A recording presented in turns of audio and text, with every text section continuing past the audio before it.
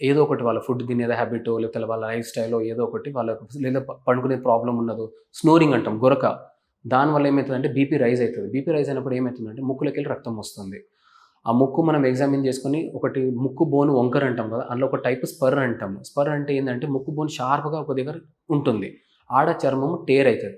ఎందుకు tear అయితదంటే cold క్లైమేట్‌ల ఎండాకాలంలో మనం ఊపిరాడేటప్పుడు మన వాతావరణంలో డ్రై ఎయిర్ కరెంట్ అంటాం. అంటే ఏందంటే వాతావరణంలో మాయిస్ట్‌నెస్ ఉండదు.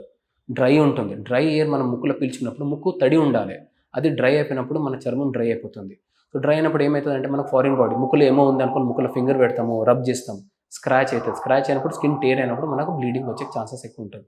ఎస్పెషల్లీ ఊర్లో ఏమైతదంటే వాళ్ళు ఫెర్టిలైజర్ యూజ్ చేస్తా ఉంటారు. అది ఏమైతదంటే మీరు మార్నింగ్ 4:00 లేచి చూడండి. ఒక ఫాగ్ లాగా ఫార్మ్ అయితుంది. వైట్ లెక్క ఫాగ్ ఫార్మ్ అయితా ఉంటుంది. మార్నింగ్ లేచి వాళ్ళందరూ బయటికెళ్తారు, నేచర్ కాల్‌కెళ్తారు, ఇది చేస్తా ఉంటారు. అది పీల్చుకొని సడెన్‌గా రాదు. Over a period of time పడతది దానికి. సడెన్‌గా ఏదో ఒక నైట్ వాళ్ళు పడుకుంటారు, పొద్దున్న లేస్తారు, ముక్కులకెళ్ళి రక్తం స్టార్ట్ అయితా ఉంటుంది.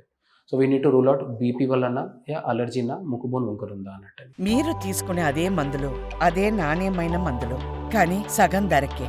అవును, మెడ్ ప్లస్ బ్రాండ్స్ పై 50-80% తగ్గింపు.